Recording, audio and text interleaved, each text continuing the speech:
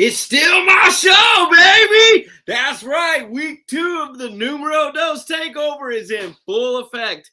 And I got to tell you guys, we don't really have a guest lined up this week because honestly, we were talking Monday morning and everybody was like, so much happened in wrestling this week. So much is going on. We had a huge GCW pay-per-view this weekend that kind of bleeds into the AEW stuff that we're talking about. It also had some New Japan feel to it. We've got a lot all over the place. We've even got some deathmatch news. GCW put on a War Games match. We've got a lot to talk about. So seeing as how our head guy, Josh Tomash, is out. What's up, Joseph? Our head guy, Josh Tomash, is out this week. We thought, you know what? Why don't we just skip the whole guest aspect and just have a round table? We always feel like when we have a round table, everybody kind of comes together and talks a little bit more. People get in the comments. So it's an invitation, y'all. It's an invitation. This is a round table. Speak your mind. Leave your comments. By all means, join us for conversation. So without further ado, I think I'm going to bring in my counterparts to join me for the round table. This is my boy, my man, Numero Uno, right here. We got the Baratro crew takeover in full effect right now, y'all. What's up, Numero Uno? Salud. Man, we got a lot of shit to talk about this week. A lot of shit to talk about. So number one, like right out of the gate, we had a pay-per-view that touched just about every single style and topic of I was going to lead. I was going to bleed in. Shit, what's up, man? Anyway, we had a pay-per-view this weekend that touched literally every corner of wrestling. Every corner of wrestling. I mean, deathmatch itself wasn't fully represented at this pay-per-view, but it had a lead-up. It had a place. And even deathmatch kind of led into the AEW. We got a lot of stuff to talk about this weekend or this Thursday. Man, crazy weekend. Angel, welcome to the pit. Yeah, appreciate it. Yeah, caught me off guard there. I was like, oh, shit. So Mel's not here with us yet, so I think we'll hold off on going straight into AEW. Maybe we'll start the roundtable. JoJo's going hype in the comments. JoJo made a great comment that GCW has been on fire. And I know that Angel wasn't. We were all separated for War Games. We've all kind of watched it separately. But what are your thoughts on War Games? Well, I can only really comment on the last two matches, but from what I saw, I absolutely loved it. I thought the War Games, it was chaos. It was vicious. It was everything that I was expecting to see out of some deathmatch professionals doing a War Games. They were like, nothing looked like it was fake. They looked like they legit wanted to kill each other, you know. Like compared to some other War Games I've seen in some other companies, like this was very refreshing. Like not at all what I was expecting, and they were doing some really crazy shit. Like Cologne did that fucking flip off the cage on some fucking glass. Spanish fly, yeah, did that Spanish fly. Bro. Fucking loved it. I love the War Games. Ninja Mac, Dante Leon was on the undercard. JoJo shouting out from the comments. GCW show from top to bottom was great. Honestly, when you think about the aspect of All Out being AEW's kind of coup de grace right now, GCW had Art of War Games, which you kind of have the concept of War Games, which can't really be trademarked. You can't really gimmick a match. Like if you get super specific, you can. But GCW kind of went a step above and said, you know, we're going to make it a death match. So like we talked about, it was Team MDK, which was Nick Gage, and Second Gear Crew, which was Effie, Manser, Matt Justice, AJ Gray, and Alex Colon joined them to take on the whole squad of 440. It was absolutely a War Games match. It was death match style the entire time. 440 takes the W here in this match, and I think that this is the right call. Not because I think that anybody's trying to put Nick Gage over or MDK over or anyone like that. I just think it's the right call in this situation. The 440, they are the heels leading into the storyline. It is a storyline that's been almost 2 years in the making. It probably marks the end of 440 and GCW for a while. What? That's kind of the word on the street, is that this might have been the chapter closing for 440 in GCW right now. Just because Ricky Shane Page is tweeting about not doing death matches. He's still got a couple hardcore matches left to do, but a lot of transition taking place. But how did you feel like the tubes in the War Games. Like, it was a nice, refreshing aspect of War Games because we've had late 80s, early 90s War Games, and then we had WCW's version of War Games, and we've had NXT War Games. But we literally had deathmatch War Games, essentially. Yeah. To me, it was the closest. Juan, you might be able to speak to this more than Angel. It was the closest thing to me to Cage of Death since Cage of Death left. Oh man, I haven't seen the whole. Actually, I haven't seen any of the shows from this past weekend except for the AEW pay-per-view. You know, I've been so busy with work and everything, but all the clips I've seen and people talking about it, people who were there live, they said that it was an amazing show. Both of the shows, the Three Cups stuff and the Art of War Games, I've heard nothing but good reviews about. And I just found out that for 401, and like you said, yeah, like they might No, be taking a 440 break. lost. Oh, they lost. They lost. Oh well. Okay, then. I mean, you know, when you're doing factions, like it's kind of hard to match up, you know, pair up, make matches where you actually use the whole crew, the whole faction. So doing the War Games match was the perfect idea, the perfect way to do it. And even if they had won, like who else was gonna face them? Like out of 440, you know your main stars are RSP, Atticus, and Eric Ryan. Yep. So yeah, those can continue with rivalries and stuff. But when it comes to the whole group as a whole, like, what are you gonna do with them? That's a good point. Yeah, you know, and Melanie is backstage with us, guys. I'm gonna pull her in really quick, even though it's nice talk. Come on in, Mel. Hopefully she'll get transitioned in. I'm not running the graphics this week, but hey, kind of prove your. No, Angel, you were saying? Yeah, no. So sorry because I know we kind of just skipped over like some of the earlier matches, but how did the Texas guy do? I kept seeing clips from guys from like Leon and stuff like that. Like, and wasn't ASF in the match too or whatever? Yeah. So as most GCW shows that feature death matches on, because keep in mind GCW is running a hybrid situation. They're having death matches on shows, but not death match full shows. So you usually need an intermission and there's almost always a scramble match. Hey. In the scramble match, several random guys, Gringo Loco, a couple other people. The Texas guys were Ninja Mac, Dante Leon, and ASF all showed up. Nice. And they even kind of had a cool spot. They did like a milk crate spot. Shane Taylor was in the match. They did. I was just about to ask you about that, guys. I was like, did I miss the milk crate spot yet? No. So literally, you have Ninja Mac going up one side, Dante Leon going up the other. And Shane Mercer just launches some. I don't know who it was outside. Just launches them through the milk crates. The whole thing was crazy watching. I mean, milk crates went flying into the crowd because they did it right in front of the seat. Some fan had a really good view of the cell phone. It was like milk crate went right into it. Yeah, but it was a good spot. I mean, right now GCW came down. Keep in mind, GCW came down and had that show with Loco in July. And GCW has shown a lot of love to Texas boys ever since that show. ASF, they're coming back in December. Ninja Mac, they're coming back in December. I mean, honestly, GCW is really showing everybody that Texas is about it. Absolutely. Yeah. That show was crazy. I was only watching clips of it because I didn't buy it, but man, just the clips that I saw. Then of course I had friends that were there. They were just posting shit and they were just going nuts. I mean, some of the clips were just so shaky because they were going crazy. So, I mean, I'm so sad. I wish I could have gotten it. I'll probably have to go buy it and stream it later.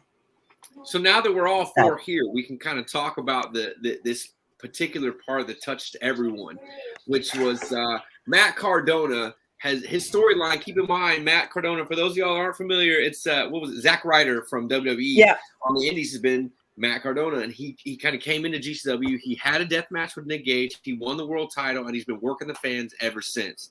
And he had an open challenge that took place after War Games.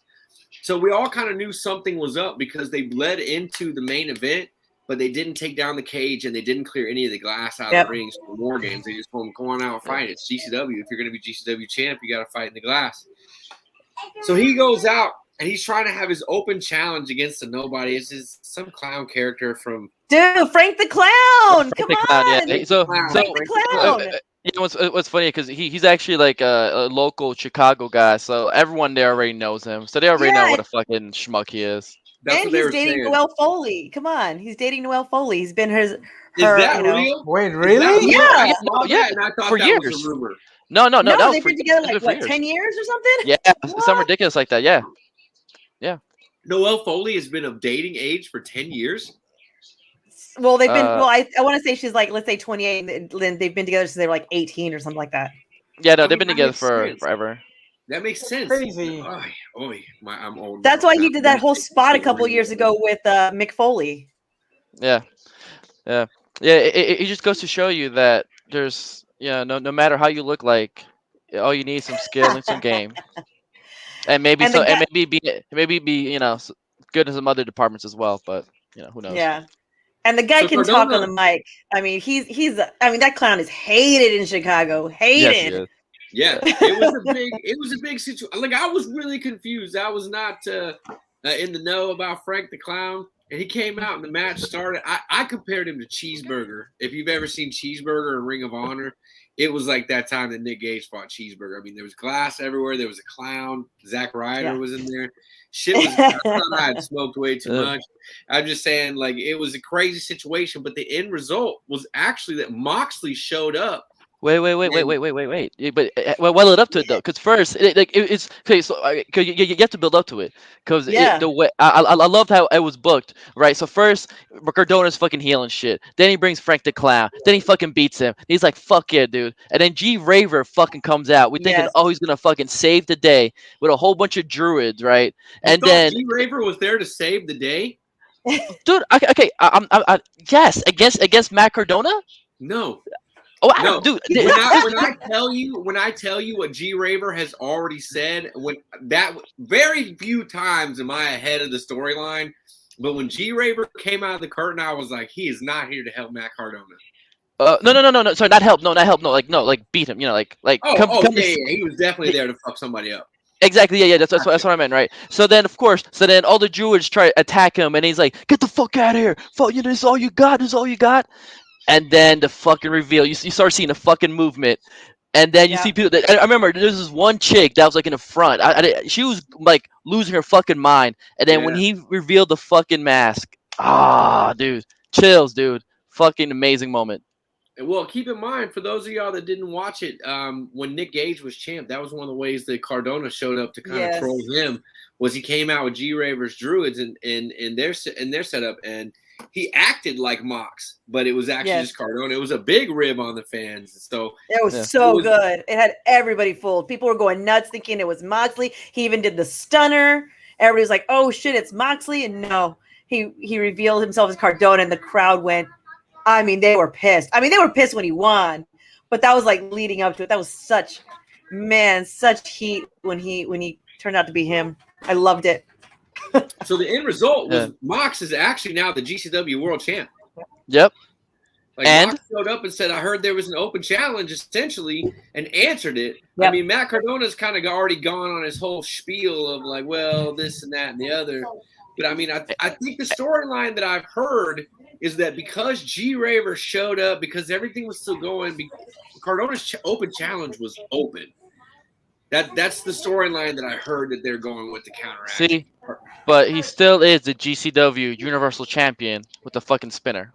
Yeah, he's also the WWE Internet Champion. If we're talking about all of Matt Cardona's active fake titles at the moment. Listen, man, I'm just saying that's what you're saying. But wait, hold on, but that's not just that's like that would have been like the icing on the cake, right? If it was just like fucking just it's Moxley, cool, and then Gage comes out. Yeah, fucking comes out and like do it face to face. I was like, oh my god, we're going back. Like, how long has it been? Like 10 years since they fought? 15? So actually, it's not a fight. It's not a rematch situation. For those of y'all not in the know, Moxley had a very brief stint in CZW way back in the day. Yeah. That's what I'm saying. I don't know that him and Nick Gage ever fought, But basically, what happened was I don't think they Moxley did. was on his own meteoric rise at the same time as Gage, and then Mox got picked up. So it was essentially the same thing that happened with Sami Callihan. Sami Callihan had a similar run. And for those of y'all that really want to know, if you want to get the know on your boy, there's a great YouTube video on YouTube. There's a great YouTube video on YouTube about Moxley's tenure in CZW. It's only about 12 minutes. I've referenced it before. It's a really good watch. But that's why they say it's 10 years in the making, because Mox's CZW run was so good and so hot, but it just ended because he got signed. Hold on, I'm telling you if I can look, because I know I'm not crazy. Because I remember seeing it was a triple threat. It was like the old WWE ref who turned out to be a fucking racist piece of shit versus Moxley versus Gage. We got a comment from backstage that they did fight, and Gage almost cut his tongue out with a pizza cutter. Yeah, that's what I thought. I just couldn't remember if it was in my head or not. You had me thinking it was wait a minute. You had me thinking it was the Mandela effect. And I was like, I was like, is it? Maybe in my head I'm wrong. Yeah, but still, though, it was awesome. It was awesome. It was truly one of the top moments of the weekend. This whole weekend was just topped with so much stuff. Like here's the thing, and this is where we're gonna kind of break AEW into the mold, because you got to think about it. Like, this is going to be a death match. This is going to be the first time that a mainstream world heavyweight champion is going to go into a death match, like, in his prime, like, while all that shit's going on for him. Like, AEW is actually full-blown acknowledging that death match is actually a sport. It's actually a type of wrestling, and it's legitimate. Like, where everyone else has shit on deathmatch wrestling, AEW has allowed it to shine. AEW has allowed it to say, you know what, it is respectable. And not only are we going to let Gage come on our show, we're going to let Moxley go over there and deathmatch with you guys. Yep. That's a good thing. Like, you know, when it comes to GCW and AEW, which right now, like, they're like the top standard for independent wrestling, is like they're acknowledging all these different styles of wrestling. Yep. Like, you have your high flyers, you got your comedy, you got your death match, you got your strong style, you got your females division. So that's something cool. Like, what a time to be alive and be a wrestling fan. So I have a question. I saw a meme, and let me get your take on this, because it's really up to what you're saying. Somebody compared WWE, WCW, and ECW to fast forward 22 years, and now we have WWE, AEW, and GCW. Do we have a similar setup here? Do we have two major companies that can supply a product on the mainstream cable, and a third product that brings a huge level of exposure to everybody that's not on that main stage yet? Well, I will say though, I was very impressed with the production of GCW. I don't know, was there more money brought in, but it didn't look like a dingy promotion. Like there was replay. I was like, oh shit, it's a fucking replay, shit like that, you know. And like the cameras were on point. I heard they actually had a camera on a fucking dolly and shit like that. A crane. Yeah, they had to rent a crane. Yeah, I wonder who that could be. It's probably Jaime. Hi, Jaime. Hey, what's up, Jaime? So what's up, Daddy? But yeah, no, dude. You know, you remember GCW's under that lawsuit because they did not want to. They did not want to be on IWTV or IWTV anymore, and they were willing to breach that contract. And now you look at them; they're out of the pandemic ticket era. I know we're not out of the pandemic era, but we are still in an era where you can sell out a room. It's not taboo to do that. And also, everything they do is on Fight for $15.99. Their smaller shows are $12.99 or $13.99. But I mean, essentially, GCW is getting money for every level of eyes that's on there, and they're one of the few products that's backing that shit up. I mean, you talk about booking Matt Cardona, Nick Gage, Mox. They're gonna book Suzuki coming up. Like, there's a lot of talent, and they're running mainstream, and they keep going. Yeah, and I think the fact that they have like Moxley on there and some AEW talent is a testament to how much AEW trusts them. Because I don't think AEW would let their independent talent, or excuse me, their talent go to the independents or GCW and do these shows if they didn't trust them. So I think that them letting their talent go to GCW is a testament to how much they trust them. I also think that, Also, I see you both laugh. I know. No. I know. I'm wearing the True. wrong shirt. I know GCW has done bad to some of the Texas promotions. I've had this conversation at Heavy Metal. Put Roland's comment back. Yeah, I mean, No, but if you think about it, when was the last time you heard something mainstream about Matt Cardona before GCW? Are you really going to tell me that Matt Cardona okay, let me back up. Are you really going to tell me that we have Spring Break, we have Bloodsport, we have Tournament of Survival, we have the Collective two times a year now, and you guys are going to tell me that Matt Cardona put GCW on the map? That is absolutely untrue. Okay, no, hold on. Now, maybe it's an exaggeration. It's an GCW first. Moxley got to GCW first. Okay, go over there. Let me talk to him. He probably knows more than you right now, honestly. Yeah. No. I'll tell you right now. It's an exaggeration to say that he got put on the map. They got put on the map. But I will say, you bring up a great point. Yeah, they had all these great events and whatnot. But I barely ever see GCW talked about in all the other groups. I love Garfield too, buddy. But when Matt Cardona was doing his shtick, I was getting like non-GCW fans oh shit, yo, GCW, what the hell is this? Or like, oh, this is pretty funny. I know people that actually checked out this show just because of what Matt Cardona was doing. So did it put on the map? No, I wouldn't say put on the map, but he definitely brought new fans in. I'll definitely say that, and I don't think that it is a. I also don't think that it is a coincidence that Matt Cardona gets more eyes on the product, and now we saw a higher production of GCW. So I wouldn't say to put him on the map, but he definitely put more eyes on the product. Because I'm saying I'm in a whole bunch of groups. No one talks GCW, like everything. People were like obsessed with what Cardona was doing because he was doing some amazing heelish shit. He came out with a fucking crown that said he was a deathmatch. He was a deathmatch king, looking like Macho King. Like, come on now. Like, and he comes out with the fucking belt that spins and shit like that with Velcro. Like, people are like loving that shit. So yes, I maybe not put on the map, but for sure he brought more eyes to the product because more people were talking about it. People that don't normally talk about GCW were talking about it. But I think it worked both ways because at the same time, people who were not fans of Cardona and were fans of GCW became fans of him or started to hate him, and they will buy tickets to go to those shows or they will buy more pay-per-views because they wanted to see him hopefully get his ass whooped or whatever. Yeah. So I feel like it was a good alliance for them to work with Cardona and Cardona with GCW because at the end of the day, Cardona is making money, GCW is making money. Yeah. All right. It was mutual. The third argument of the fan base.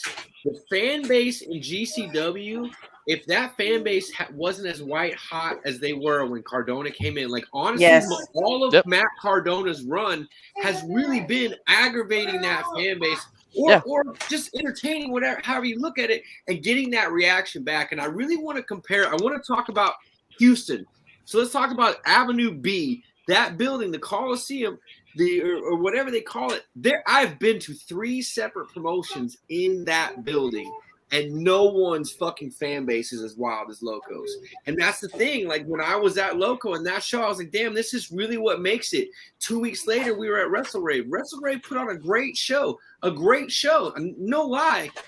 That crowd base did not come with it. Like just to say a fan is a fan at a venue because there's wrestling in that town, that's not true. You have to create that fan base. And GCW created a fan base that Matt Cardona could bounce off of. So I think it's kind of like everybody's a little bit right in a way. Yeah, I agree. Yeah, we gotta get off this topic. This was like a 10-minute topic because we got to talk all out. All 4 of us are here, and we've got to talk all out. So let's just transition away from Art of War games. I love y'all for talking so much about it. It's my favorite. Hold on. Can I just say something on New Japan? No. Yeah, because I mean that helps transport. That helps transfer. I thought we were gonna go do AEW, and then you were gonna talk about your part and finish it at New Japan. Okay, yeah, go do your thing. Go. There you go. All right. My bad. All Out was this weekend. Look, what was it say at the bottom? But not just that. Yeah, there we go, guys. We're on Twitch now. We're on Twitch. We actually got our first Twitch comment a few minutes Yeah, ago. no, I was excited, dude. I was like, oh my god, we got a Twitch comment. Yeah, so we're on Twitch. I forget the handle though. Fuck. All right. Roland wants to hear you talk about New Japan. Roland wants to hear about it. Let's go. Really? Roland doesn't want to hear AEW. That's why. He wants to talk New Japan. Okay. Here, I'll just quickly just say right now, New Japan Day 1 was I think arguably the second best show of the summer. There's really barely any shenanigans. Sho and Joe killed it. I'm annoyed that this whole story arc for Sho was him joining the fucking House of Pain, which is Evil, Dick Togo, and the fucking Tokyo Pimp. That's super disappointing because that really comes off as like what do you call them? NWO Silver or NWO B team, because it's exactly what's going to be. So that's really super disappointing. And that actually led to the main event for day 2. So that's kind of annoying.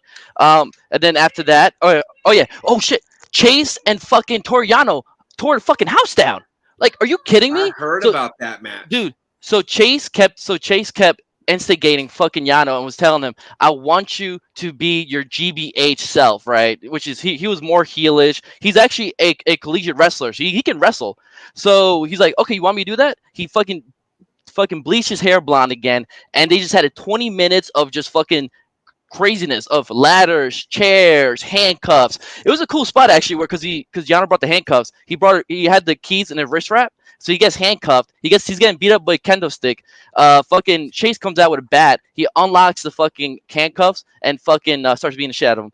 The match ends with Yano trying to put scissors in his eyes. So Chase maybe you shouldn't have called out GBH Yano. I mean, I'm just saying that's maybe not. Also, Cobb versus Okada, fucking awesome. Cobb is not fucking human. He's not fucking human. He was thrown. Okada is like, what, 245, 260? He was tossing around like a fucking doll. Like, he tossed him around like I throw around my kid. Fucking catching him, suplexes him everywhere, this back and forth. The match ends with a super fucking tour the islands, which is fucking great. So it was fucking great, and it was a great fucking match. And then last, Tanahashi and Ibushi tore the house down. It's very emotional. Ibushi was fucking crying. Great. Night 2, not the case. Night 2 had a junior tag team match with Despian and Kanemaru day 1. So now the cutest world tag team is coming to Texas without the titles. So that kind of sucks, but what can you do? Next, it was Chaos versus Dangerous Tekkers and LIJ, and the fucking Dangerous Tekkers won because it's fucking the year of Taichi, as fucking usual. Yes. Oh, and then Taichi was calling out Okada. He said, I want you and Tanahashi to become a tag team so we can fight against y'all. I will literally cry if that happens because I would love that fucking tag team. Why would anyone want to fight a tag team of Okada and Tanahashi? Because remember, so New Japan is all about fighting spirit. So they want to show that who is the best, they want to beat the best to prove that they're the best. So it's a classic kind of storyline that you don't see that much in wrestling anymore, but I enjoy it. Next, you have Hiromone Eagles. Hiromu is usual crazy self. Fucking Eagles was fucking crazy as usual. And actually, Eagles beat Hiromu, which was kind of shocking. Then now, fun to find out, Eagles is coming to Texas. It's going to be in the Dallas show with the IWGP Junior Heavyweight belt. And Ospreay put out a tweet saying, hey, I hear you're going to do double duty in Texas. I can't wait to see you there. Because so people that don't know, Ospreay was the one who recommended Eagles to come up because Ospreay was actually staying in Australia for a bit, and he found Eagles, and he brought him to New Japan. And there was a lot of rumors going around that they're looking for a junior in the Empire, and what a better junior to have than the fucking Robbie Eagles, who's essentially like Will Ospreay before he bulked up. Right. So it should be fucking great. And then the last match was Evil versus Shingo. It was unexpected. There was no shenanigans. Evil had to just straight up fight against Shingo. It was great. Nice. No, it was not. Man, I thought for once you were positive. For the fucking very start, the match literally starts, and fucking there's the House of Pain out there with a fucking chair, and the whole fucking 30 minutes is a House of fucking, it's not House of Pain, House of Torture. That's an old school hip-hop group. The House of fucking Torture, fucking just being annoying and motherfuckers and just interfering in the goddamn IWGP Heavyweight match is fucking annoying. I hated it. LIJ came out in the end to fucking help out Shingo, and Shingo fucking won. But who gives a fuck because fucking Evil fucked shit up. I fucking hate it. Goddamn, I fucking hate that goddamn match so much. And just the G1 lineup was this was revealed. I will talk about it next week because it brings up to a point that I have that really this Forbidden Door is open in the US, but it's completely closed in Japan, and they really should open that door up. But that's all I have. Wait. Are you going to the G1? Are you going to the G1? What? Oh, dude. No, the way Japan is right now. Fuck that, dude. I'm not risking shit. Plus, dude, like these are dome shows at MetLife, and they only had 2,000 people, 2,400 people. It was empty as fuck. So the product combined with the COVID is not helping New Japan whatsoever, and they really should be doing some other things that other organizations like Noah and DT are doing. In LA? Yeah, it's called it's called the MetLife Stadium. MetLife. Yeah, they ran in LA. No, this was just straight up New Japan. It wasn't strong, right? No. They're just straight rebate. Wait, hold on, because I'm thinking about football right now. No, it is. Yeah, it's the MetLife. Hold on, I gotta look this shit up. Anyways, happy birthday, Matt! I see Matt in the comments. Happy birthday, Matt! We love you. One of our #1 fans. Happy birthday, bro. Yeah. But anyways, so that's all I have for New Japan right now. I would say check out night 1 for sure. Don't bother with night 2 because it ends with fucking Evil. So this is a good segue. So I don't know if you guys saw this, but on Twitter, Kenny Omega and Ospreay kind of like had a little back and forth. You know, I don't know if you guys saw that. So Kenny Omega kind of told, Ospreay was kind of like, "Oh, that's your #1 guy. I could take him out." And Kenny Omega was like, "Well, I thought you could, but you guys couldn't keep up what we built over there." Kind of like dogging him as well with New Japan, which I thought was great. Yep. Yeah, but but it's even better because Omega called him a dork, and yeah, he did. Omega, I love Omega. He's one of my favorite wrestlers. I have him on the wall over there. That dude's a fucking dork. Straight up, he's a fucking dork. To be called by dork by Omega, fuck. I mean, and he does bring up some good points, but I mean, there's more to the discussion of why there's not a good transition between Omega and these other guys. But I mean, as a heel in America talking shit, I mean. You can't argue that. Hey, we got a YouTube comment. Look at that. Holy shit. Oh yeah. I mean, you can't argue that because I mean, it's like I said, it's a good segue because Omega and the Young Bucks, they helped New Japan. The tag team. They had the Bullet Club. Ever since they left the Bullet Club, I love those guys over there. I love Chase Owens, but they have not been able to keep it at the level that it was at under the Prince, under Adam Cole, under all those not Adam Cole, Kenny Omega, New Japan, AJ Styles has not been able to keep the level of the Bullet Club as it was. A lot of steam during COVID. Yeah, they did. Yeah, out of all there's 2 companies that were affected the most by COVID. It's CMLL and New Japan.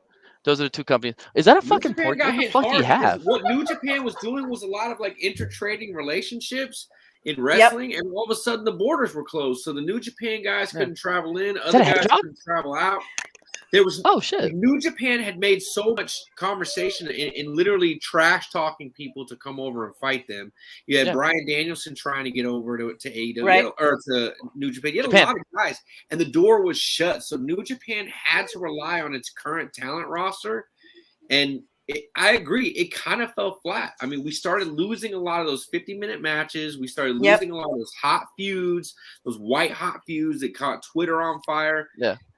Well, I mean, but so they still. Okay, I would dispute that the match quality was still there. It's just here in North America, the Bucks, Omega, the Elite, they're over as fuck.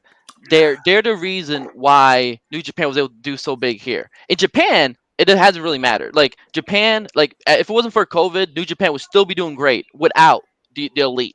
But so it's more here in the States that the interest of New Japan has gone away because of AEW.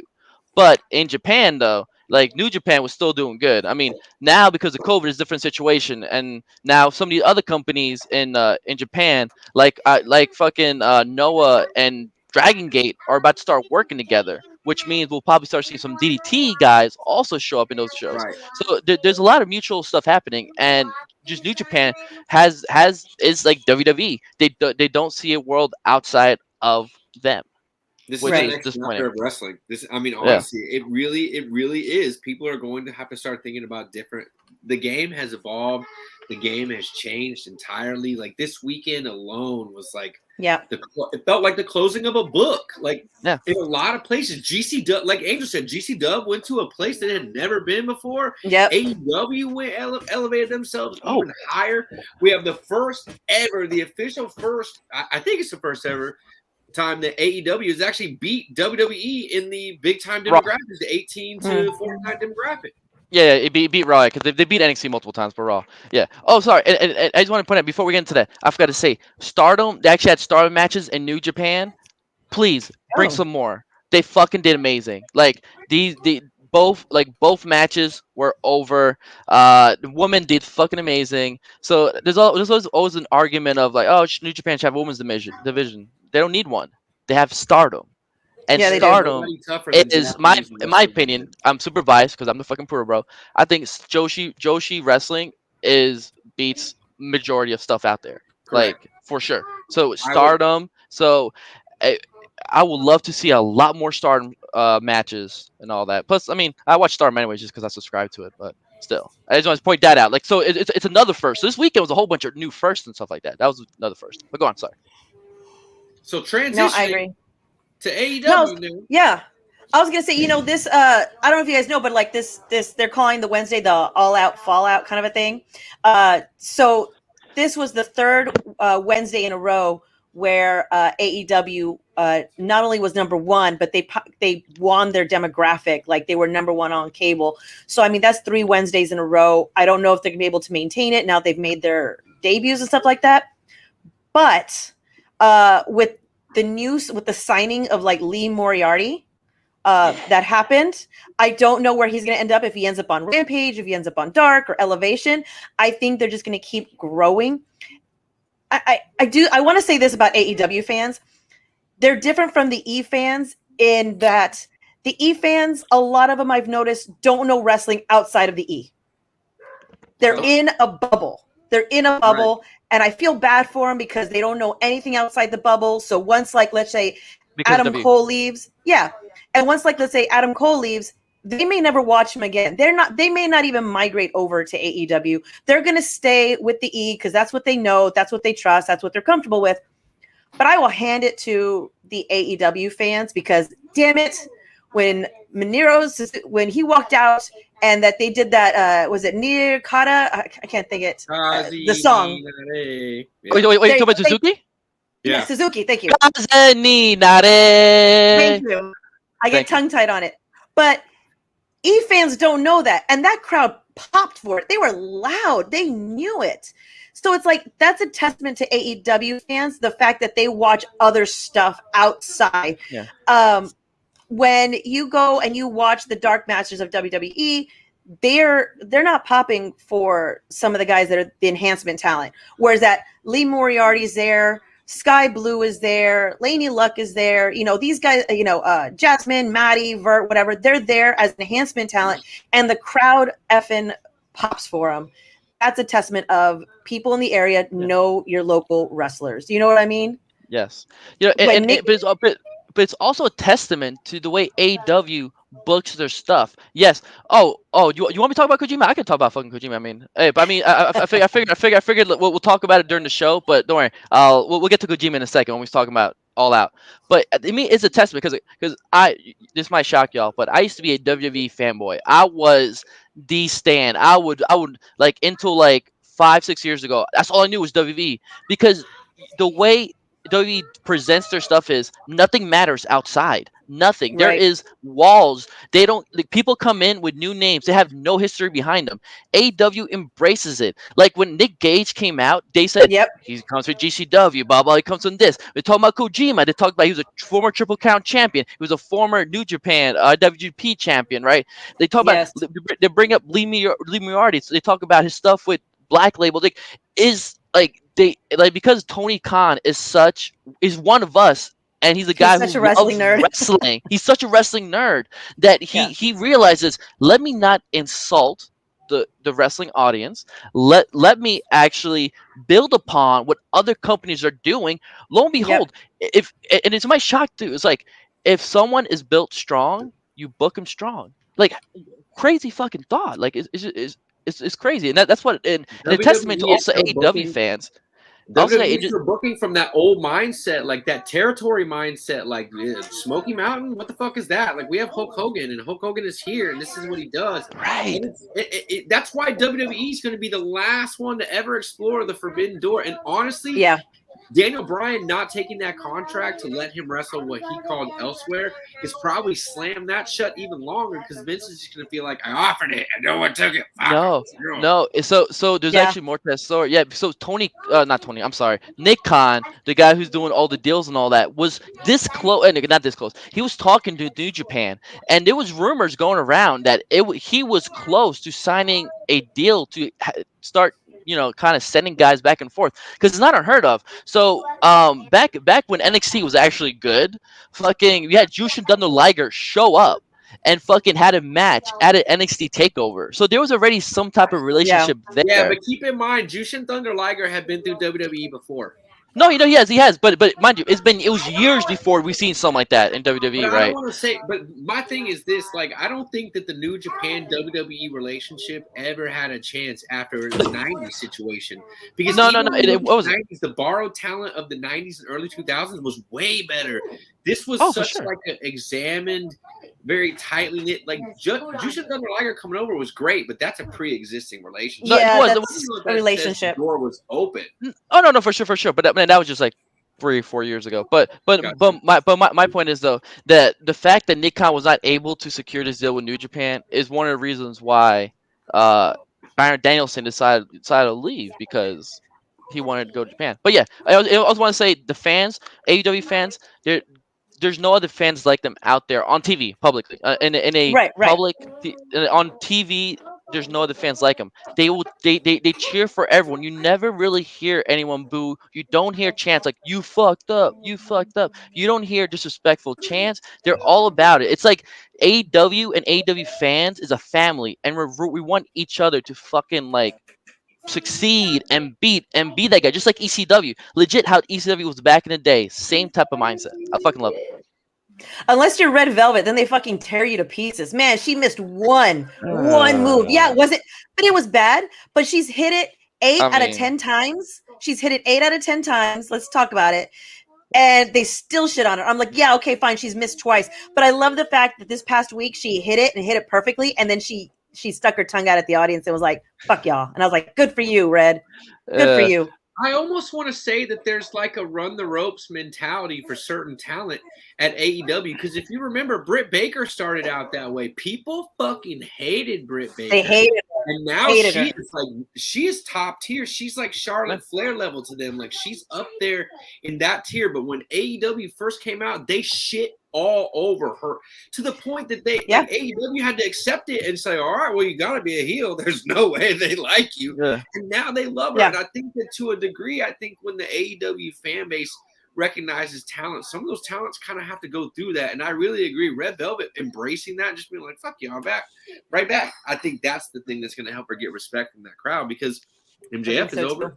Chris Jericho is over. FTR was over. There's a lot of assholes on that. To your point, there's a lot of assholes on that roster that get cheered because the AEW fan base, they're not stuck. You know, like we've been talking about that. They're not stuck in their product. WWE fans don't know how to get out. They don't know how to watch something else. So they just have to get stuck and watch the same old shit every week. But AEW fans know how to find GCW, New Japan, Joshi shit, like anything. So I think that's really where the love and the dedication in that fan base comes from. Yeah, and I think just staying on the whole Britt Baker thing, I think, Britt Baker is so over everywhere she went. They thought, okay, she's in Pittsburgh. She's going to get cheers, but, they're in Chicago, they're in Cincinnati, and everybody's still cheering her. Everybody's still doing the DMD. So they got to watch how they book her. Even though she's a heel, she's getting cheers. But I think that's why I think putting her, having Ruby Soho win the Battle Royal, and then putting her against Britt Baker, putting two people that are so over against each other is great, because maybe finally Britt will get those boos back. Because she needs it. She needs some booze. I love that because, Ruby Soho, first moment she came out, people were singing her song. She was cheered. She won. The place goes crazy. She comes out on Wednesday. Everybody goes nuts. And having her against Britt Baker first, was it Britt Baker kind of blindsided her on Wednesday? And I think that like solidifies, okay, Britt's a heel, guys. Like tells the audience, Britt's a heel. Yeah, you can cheer, but she's still a heel. You know what I mean? So I love it. It's really starting something. Yeah, I'll say like it was really sad because I saw the 2-hour post conference whatever, and when Ruby Soho said because she's been in business for a minute, and she's had no one ever chant her name. I was like, yeah, what?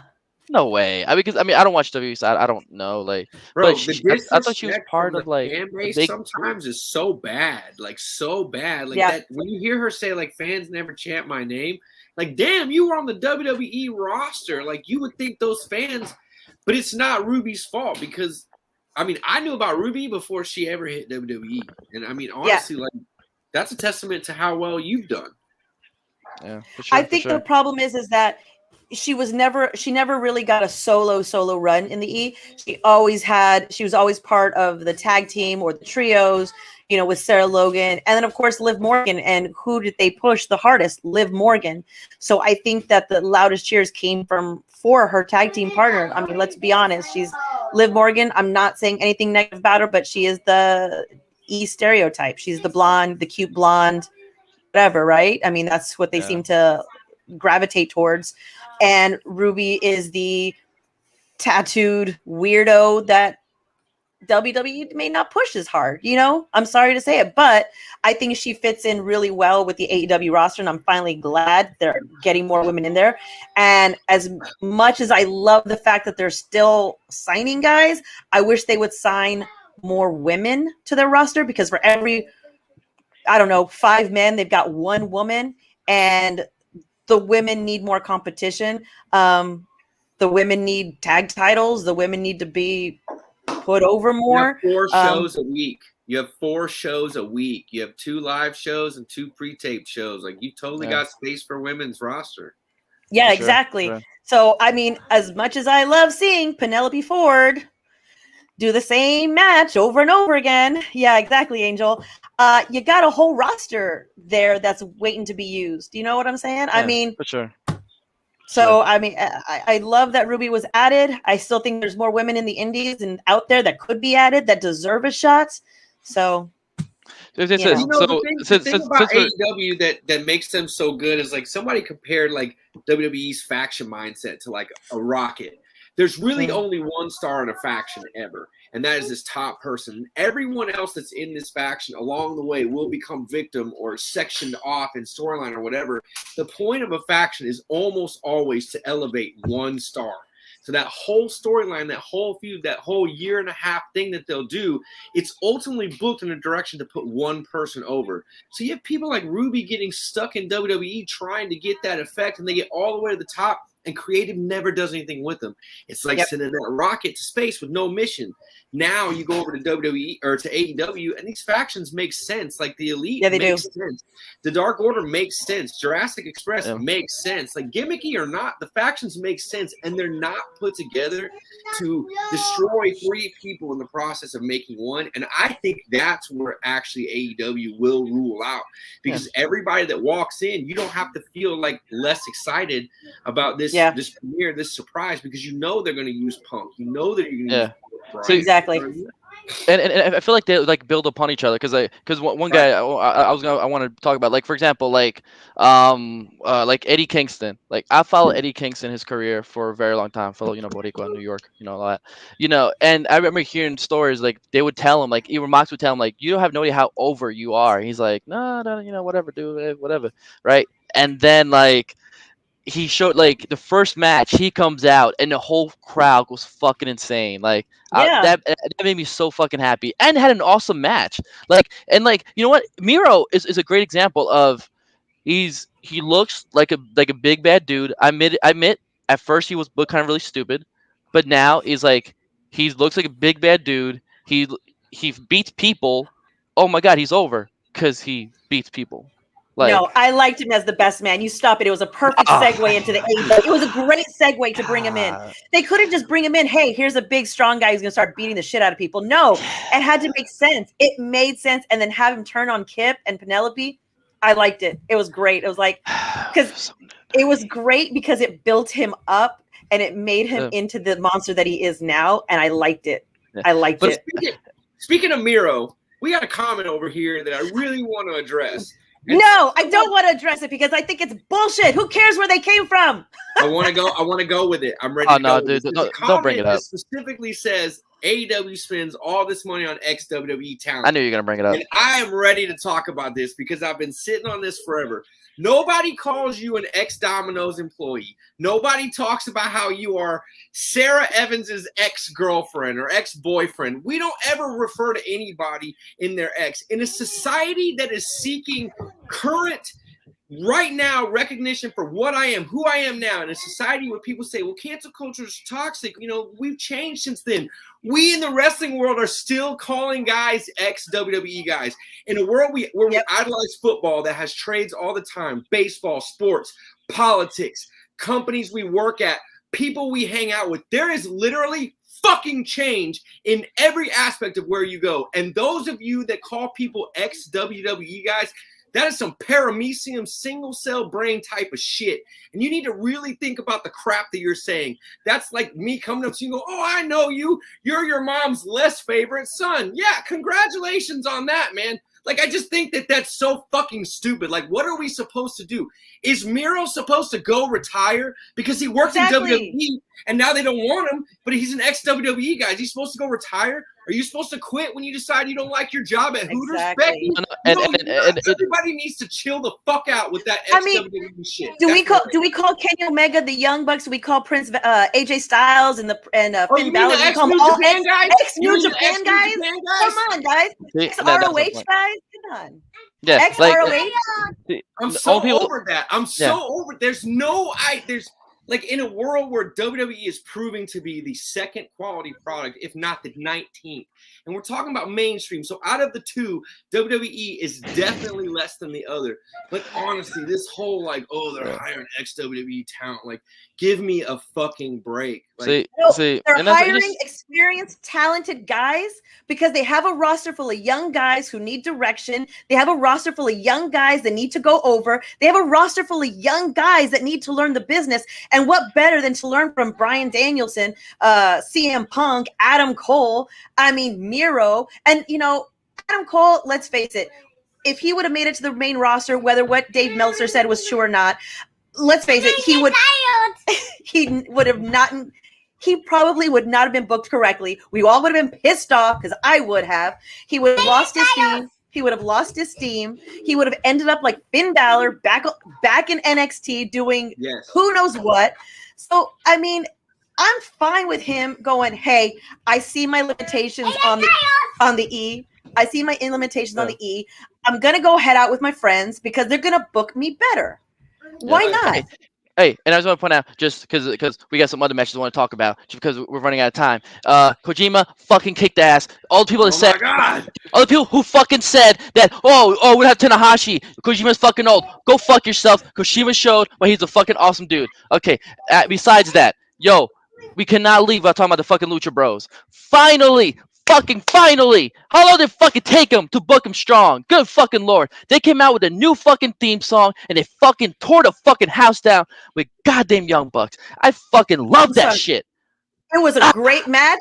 And I will say this. Long-term fucking booking. They kept doing it. Everybody kept saying, oh, you guys are still doing the Young Bucks versus Lucha Bros. Yeah, but it's a different stipulation. It's a different match. And every freaking time they looked so strong and you knew that it could go either way.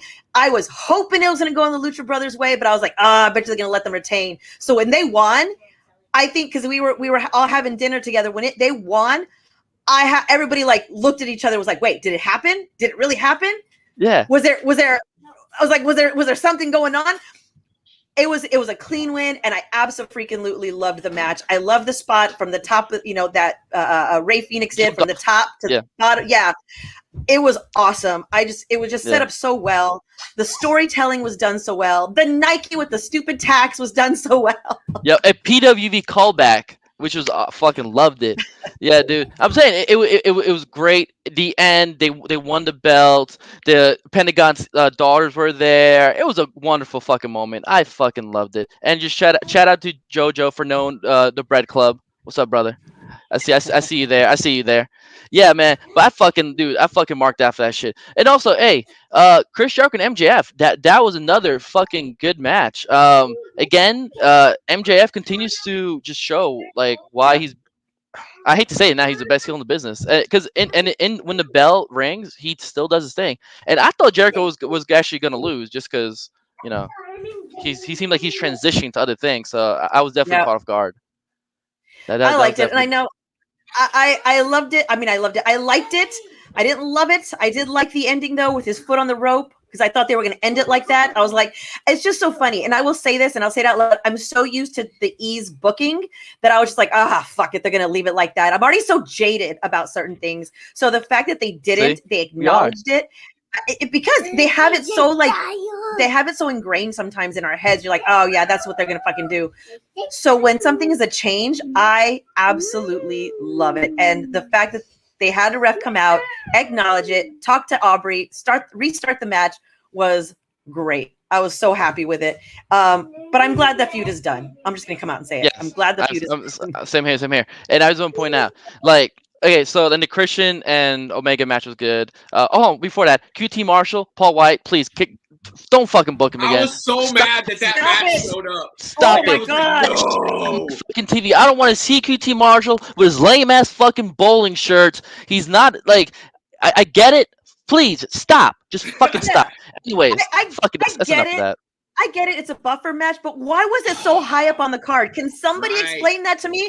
Why was it not the match between the cage match and the battle royal? Somebody explain that to me. Okay, so Meltzer said, so obviously someone told him that because there wasn't sure if the matches were going to go over. So if the matches went over, they would get rid of that match completely. But if the matches didn't go over, then they had that little buffer time right there to include it, and boom, we're good, right? But yeah.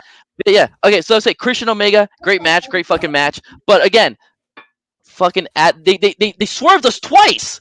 Fucking Adam Cole comes out, fucking, and they do the double kiss. He does a fucking super kick, fucking great. Then when I heard fucking Valkyrie, oh dude, I nearly teared up. I was so fucking excited.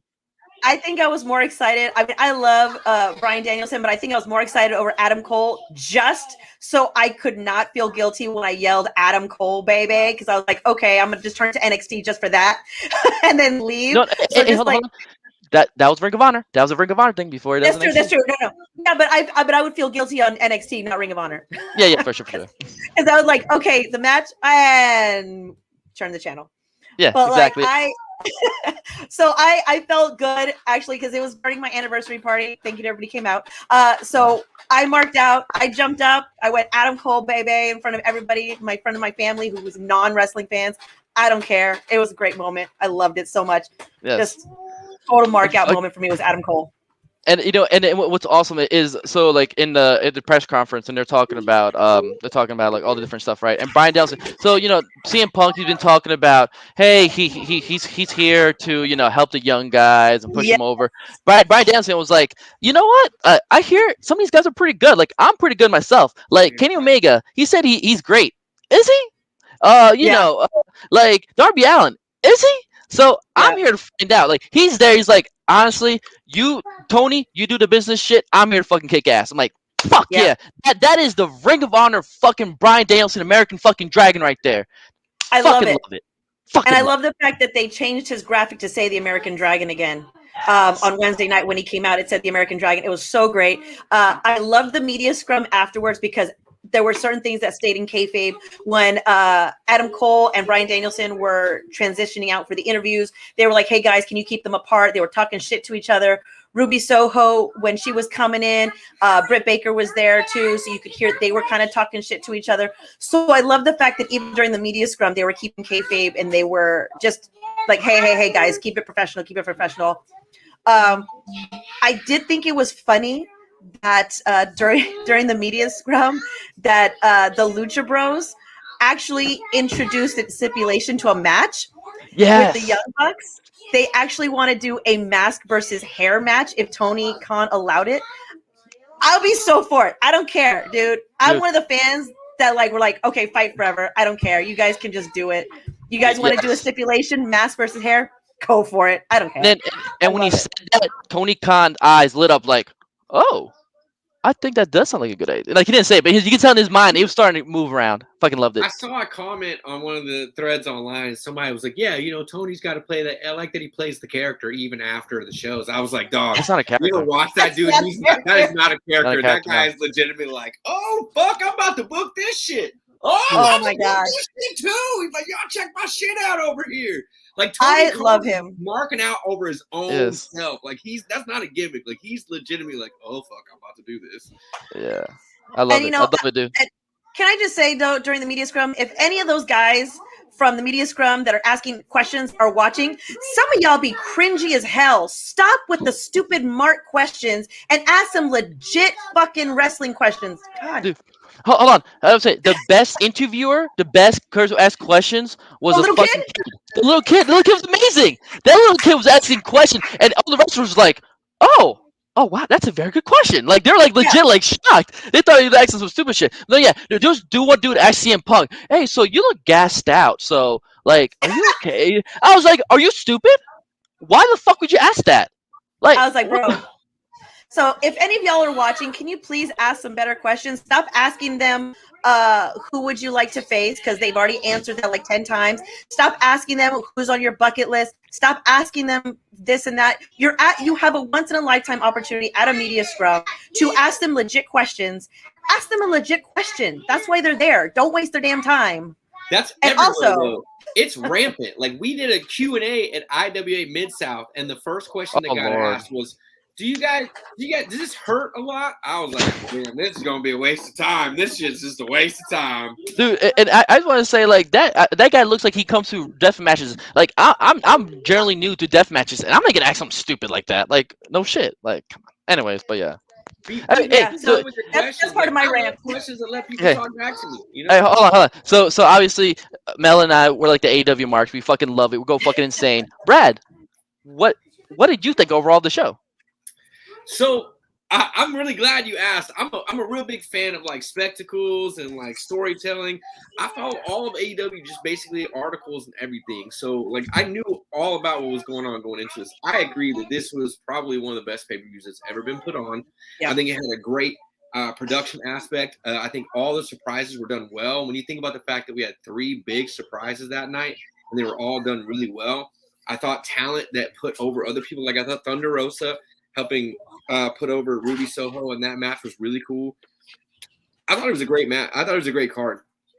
I would buy it. I really like the Battle Royal. I think that they finally figured out how to do it well, especially with the entrances, because I feel like the first time they did it, they just let all the women out, and you're like missing entrances, and you were missing who was coming out, and then you missed what was happening in the ring. I feel like the second time they were trying to get it down to figure stuff out. I feel like this time they finally figured it out.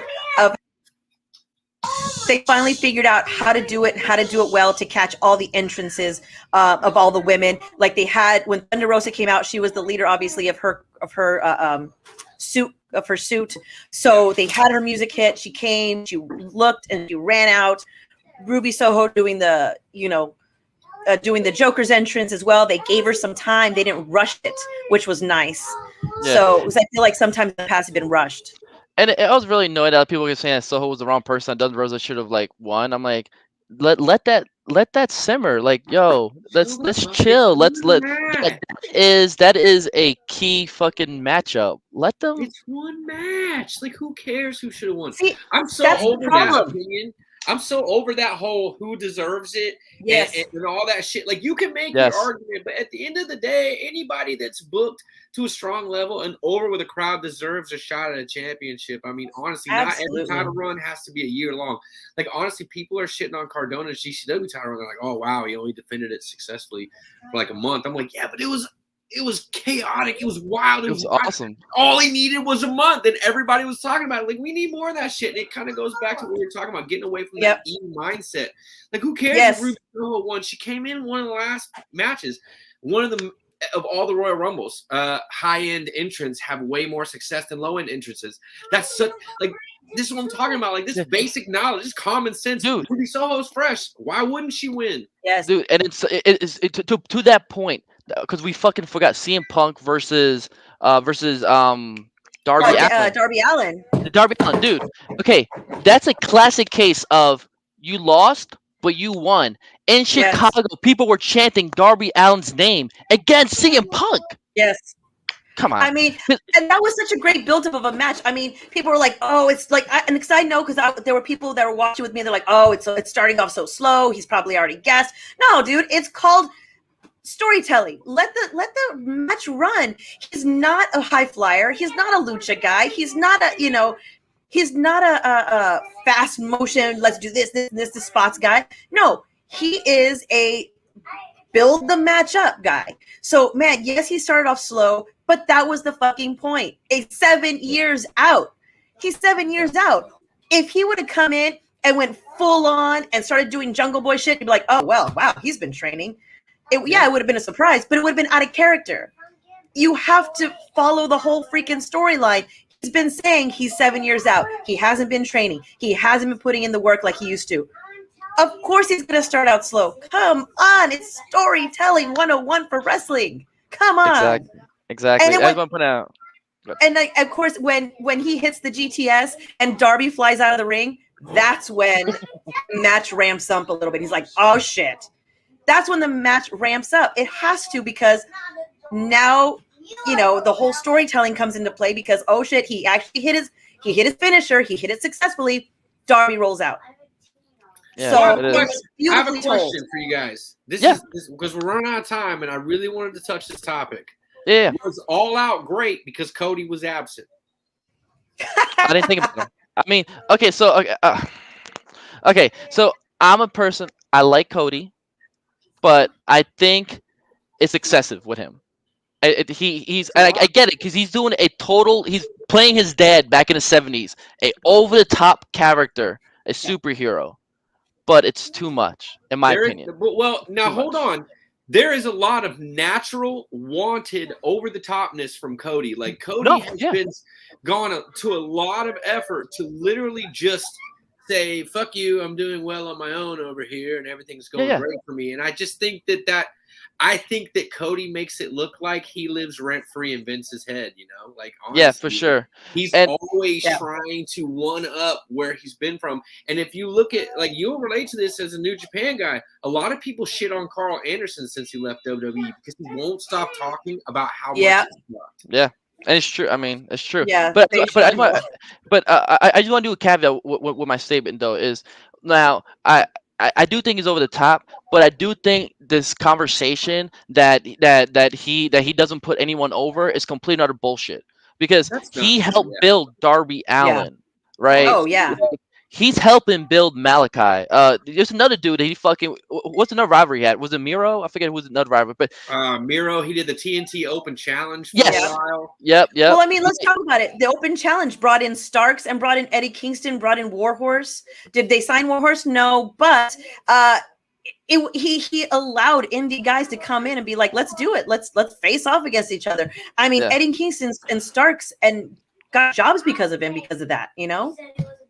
Yeah, and that's what I'm saying. So while I do think it's over excessive, and I do roll my eyes when I saw that him against Malachi already, I was like, oh, fuck my life. But it's just because it's just I'm enjoying seeing everyone else. Like, his type of character is not for me, but I know that it's okay, because AEW, WWE says they have something for everyone. That's fucking bullshit. No, they don't. They give you what they give you. Exactly. AEW literally is something for everyone. If you're into deathmatch kind of stuff, deathmatch light, hardcore, got it. Lucha, women, like you were saying, they have something for everyone on that show. So no, like, I know QT versus Paul White is not for me. I fucking cannot. I've never liked Big Show or the Giant, right? But I know there's people out there that go, "Oh my God, it's the fucking Big Show," because every time he shows up in Texas, people go mark out for him. They go fucking insane. I will never understand that, but that's okay because everything else I enjoy, or there might be something, so it's okay. I will bypass that. I feel like fans kind of want, like, AEW books like a comic book. If you've ever read like comics long term, there's a lot of times where your hero goes off and does shit for 2/3 of the book and you don't hear about it, and then he comes back at the end. And I think that that's the really cool thing, is that you're kind of starting to see a lot of these feuds. You're seeing AEW make space for people, so you have Cody and Malachi feud and then they back off. It's not to cool them off, it's not to say that they're jobbing or not doing anything with them. It's just that they're like, AEW in a way is kind of protecting that overexposure of some of those talents, like that mystique of where is Malachi, when's he going to show up, when's he going to come back. That's what really makes you pop hard. Like, people popped hard for Adam and Brian, but we kind of knew it was coming. I think they would have been twice as big of a pop if it was a secret. Not everything has to be a secret, but that's what I'm saying. Like, AEW leaves themselves that opening by saying, all right, you guys were up front and center, now back away. So that All Out is a huge show for AEW, and Cody didn't wrestle on it. So I think at this point, Cody is taking the time to put over the company. But when it's his moment, he's definitely proud as a fucking peacock for sure. Hell, dude, I'll tell you that. And that's what. And another key to AEW, which they listen to their fans. So I was gonna go to a huge rant about how they presented Suzuki, because I've had many people who don't know New Japan tell me I didn't get the big deal about Suzuki, because of course it didn't, because they gave him a very short match. There was a commercial break. They fucking cut into his goddamn entrance. That is thing. You tell me we could have cut one of those fucking promos. Don't get me. I love Dan Lambert. People don't know I'm a fucking massive UFC MMA. I watch MMA, every type of MMA promotions out there. Bellator and all that. I fucking love ATT. We did not need a Dan Lambert promo that fucking day if you knew you were gonna cut into the goddamn fucking Suzuki match. But it's okay though, because today they came out and said that Lance Archer said it was a travesty of what they did for the hometown guy. So we're going to talk about it next week in Dynamite, and you'll probably see fucking Suzuki-gun together again. It's going to be fucking awesome. And you'll probably see Jon Moxley, Eddie Kingston, a massive fucking poor bro, just like me, against Suzuki and Archer. So all's well that ends well. Yeah, I think there was a couple of technical issues on yesterday's show, even like with some of the camera work. I was like, what is going on here, guys? Even like, I don't know if this is a new thing, but like even last week, they finished a match, like a match ended during the commercial break. And I was like, wait, did I miss something? Yeah, like a match ended.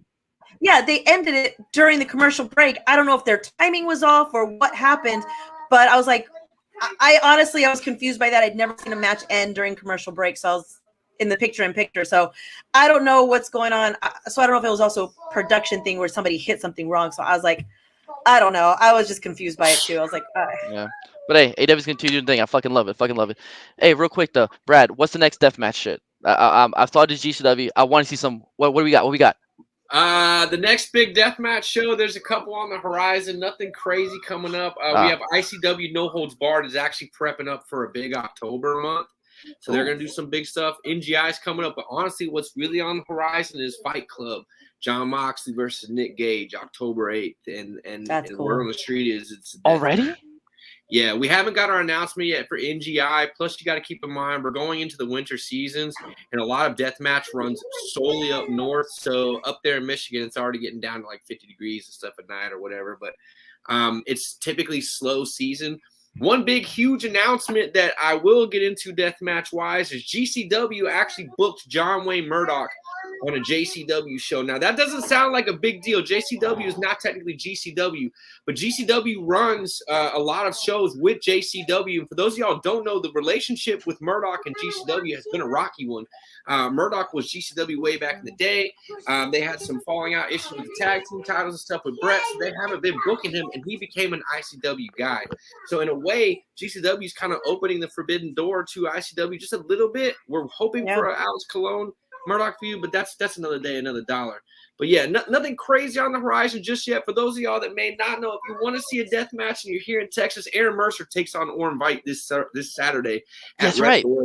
In Houston, Baracho Crew, several of us are going to go down there and help out, bring some weapons, bring some cool shit. that's the next big thing. Check out Wrestle Rave in Houston this Saturday.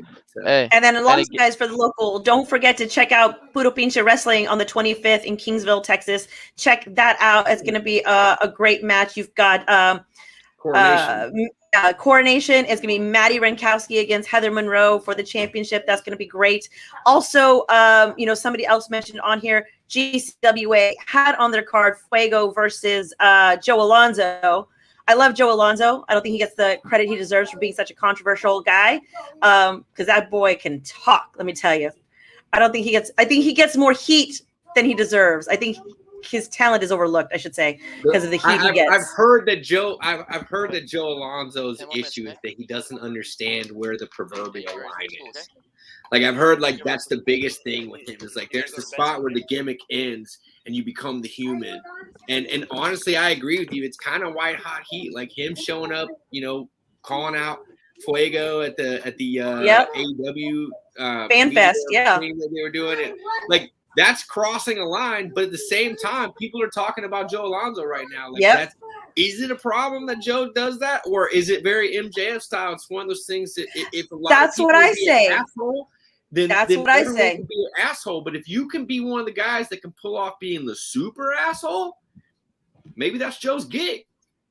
But that's what I wonder. It's like MJF gets praise, Joe gets heat, and he gets unbooked. I don't get that. I think Joe is great at what he does. I think the guy can talk. I think I think he's very good at what he does. Unfortunately, AEW pulled Fuego from the GCWA match, which I think is kind of bullshit, but he was replaced today.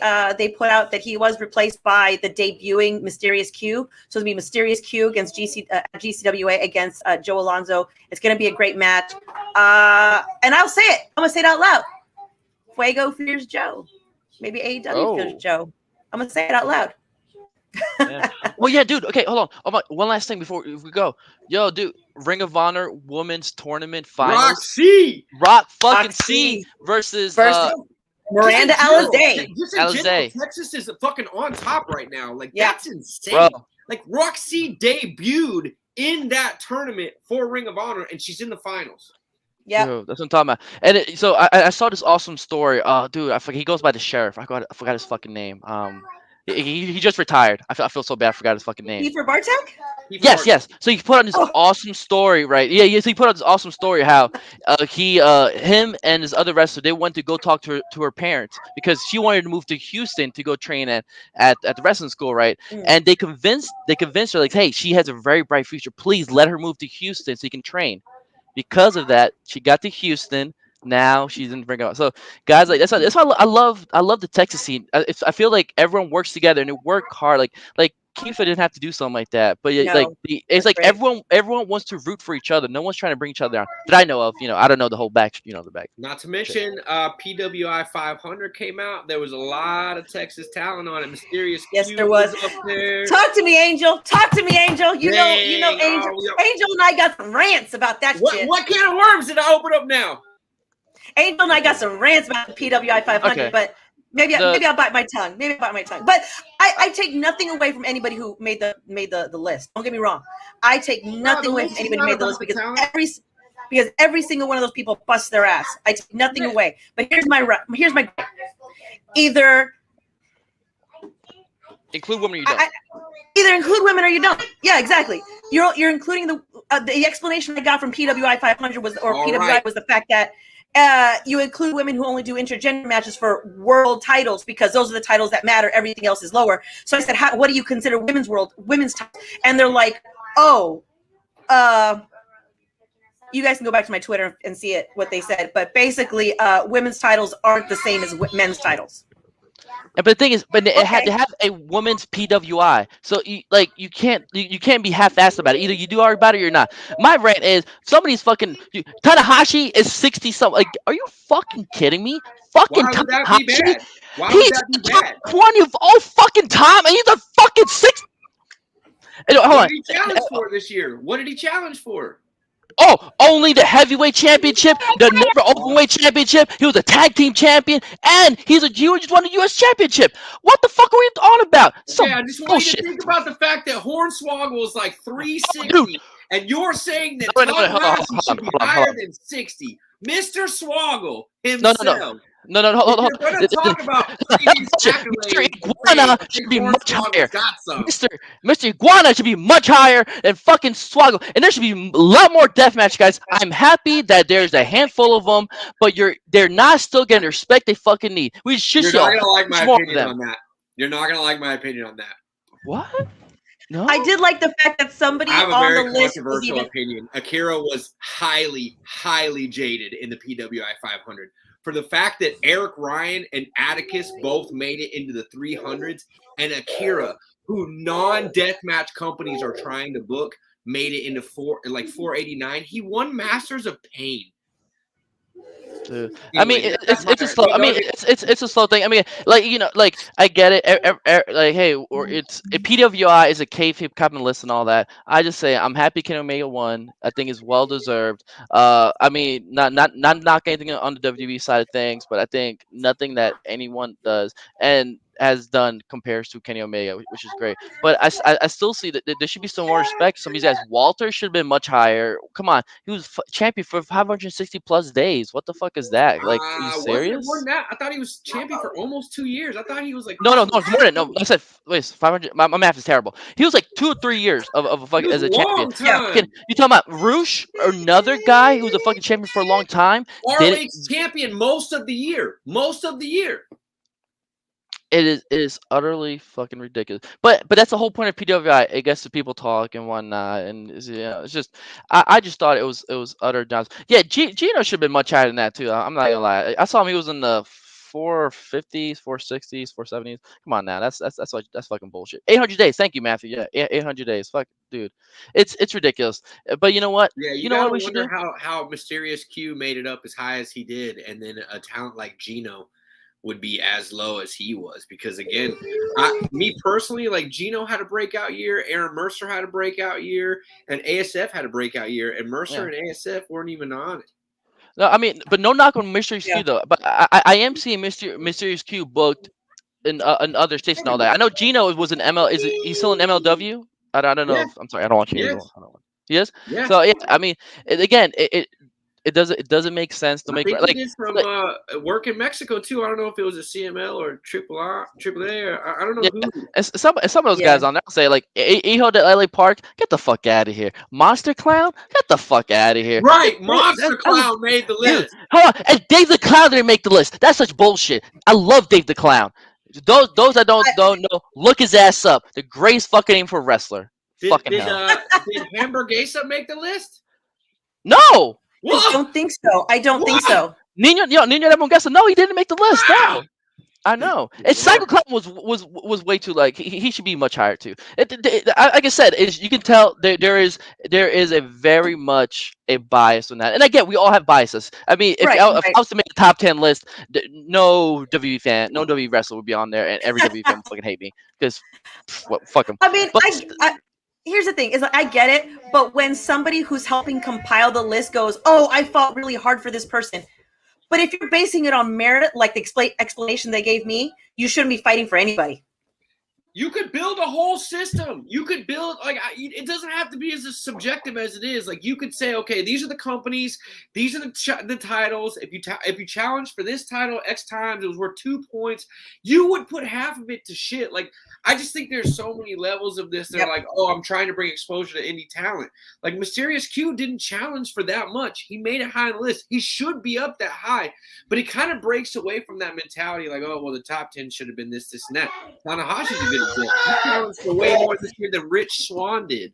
Like you're going to talk about title challenges, you're going to bring up Rich Swann. Someone has to explain me Rich Swann. Don't get me wrong. I love Rich Swann. That's literally just to acknowledge Impact. That has to be just to acknowledge Impact making it in the top 10. That has to be. Which is funny because they actually didn't recognize the Impact Championship for a while, and then they just recognized it again this year.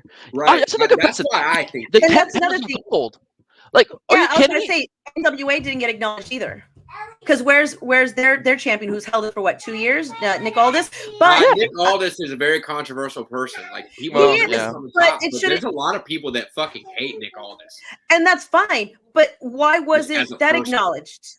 But why wasn't that acknowledged either? And see, that's the other thing is like, if we're talking about people who had breakout years, let's talk. And I brought that up on Twitter, was like Thunder Rosa. She helped open the forbidden door, contracted to NWA, went to AEW and challenged and challenged for it and challenged the NWA on AEW. Open Mission Pro. Yeah. I mean, but because she didn't do enough intergender matches for heavyweight titles, she's not acknowledged. I don't understand that. Will she be on the PWI 500 for women? Absolutely. Where she'll be on that list, I don't know. Probably but the fact, or top 20 at least. At least. Yeah.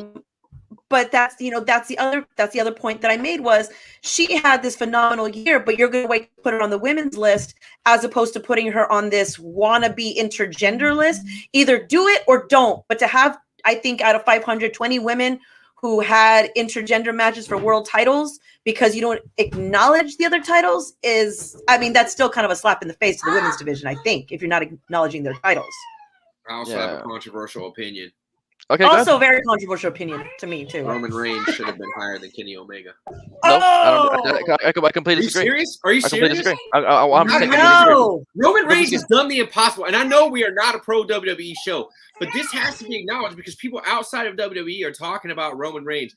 Roman Reigns last year and a half took him to John Cena level. People will remember Roman differently now because of what he's done, and that alone, like Roman won a fan base. Okay, so and here's my dispute. Awesome, Roman Reigns has one title and he's wrestled in one promotion. That's great. Hey, Roman. I missed all the other places Kenny worked at last year. For you. Okay, so he wrestled Impact, and hold on, he was the Impact World Champion, and he main evented the Impact Championship. He main evented Triple Mania, and he was also the Triple Mania Mega Champion, right? And he's also AEW Champion. Not only that, it wasn't just one type of match. He wrestles lucha matches, death matches, hardcore matches. He wrestles any type. Fine. Hardcore death match last year. Hardcore. Okay, fine. Hardcore. Yeah, last year. Hardcore. Okay, my bad. Okay, we're talking tag team champions. Yeah. We're talking about 2020. He wrestles all types of styles. He wrestles against all types of different wrestlers, and he still kicks ass. And he again is the champion of 3 companies. But PWI takes into consideration that AEW lets Kenny Omega do those things, and Roman Reigns cannot go do those things. So kayfabe. Here's where I disagree with you, though. To protect the sanctity of that ranking system, you cannot give Kenny credit that Roman cannot achieve. Like, that's really unfair. If you're gonna everybody in their situation. But with that logic, then with that logic, then Walter will be affected then, because Walter doesn't have the chance to go up against Roman Reigns because he's in NXT UK. But he does have a chance to go up against. No, he does. No. They brought him to the main card, and they fucked him. Had him. He was in a battle royale and fucking got taken out by Seth Rollins. Like, no, he didn't have a chance. So with that logic, it's not the same. You're not looking at what's taking place. Like, Roman Reigns has become a lighthouse in a year and a half. And when he went from get the fuck off my TV to you're all we got left, man. Don't fuck us on this. I love you, guy, but I don't think that the 2020 to 2021 mid to mid for Kenny Omega puts him above Roman Reigns. I feel like hasn't Kenny Omega defended the championships a lot more than Roman Reigns? No. Yes, he has. Because he also I'm sorry. How many times did Kenny Omega defend the AAA championship while he had it? 3 times. I'm just talking about. Yeah, but the fact that he's also defended the AEW championship. Well, that one's and not only that, if you want to go some type of kayfabe, who's having better matches? At the end of the year, at the end of the year, when it comes match of the year matches, I don't think PWI is about matches. No, but the part of it is quality of the matches. Part of it is a little bit of quality of matches, because if you look at the top 3 guys they have, it was Bobby Lashley, Roman Reigns, and McIntyre. 3 guys who arguably say they're the best, and Finn Balor, who I don't know why Finn Balor was in the top 10. It had to be because of fucking skill or something. I don't know. But I mean, at the end of the day, I see your point, Brad, which I know kills you to defend WWE, and I know if Josh were here, he would punch us all in the face for talking so much WWE. I'm giving Roman his props. But I'm just saying that when you are a champion of 3 different companies, you headline all 3 of their biggest shows that they have, and you have the different kinds of matches, and you have quality matches. Kenny Omega's number 1. But I also yes, I agree. McIntyre's money. I love what McIntyre's doing. I also don't think you're taking into consideration that there was a large part of the Lucha fan base that wasn't really cool with Kenny Omega holding their title. I mean, sucks for them. I mean, you gotta look at it from the perspective of like all over. Like you gotta look at fan reception, and I don't think that we have seen anybody receive someone like Roman Reigns since probably. Honestly, because they're brainwashed. New Japan run since they're brainwashed.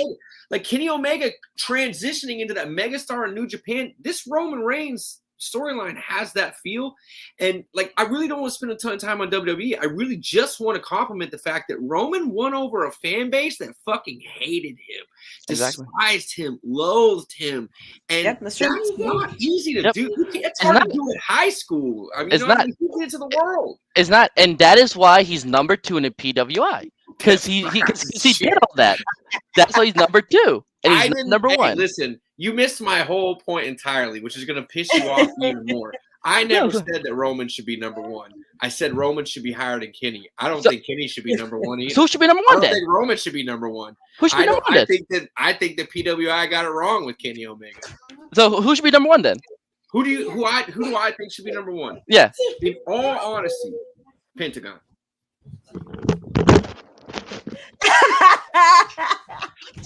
But he doesn't hold any titles. Okay, maybe he doesn't hold any titles. But you gotta look at Pentagon. Look at me. I have a Pentagon mask. I have 2 Pentagon Junior masks. It's signed by Pentagon Junior. I'm the biggest. Oh, hey, what's up, buddy? I'm one of the biggest Pentagon Junior fans. You cannot tell me.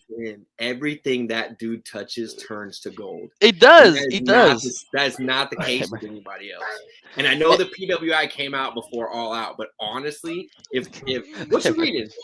If All Out had come out a month ago, Pentagon probably takes a way higher up spot. That's just me. I look so much like what you can do with the fan base that you have and where you can go.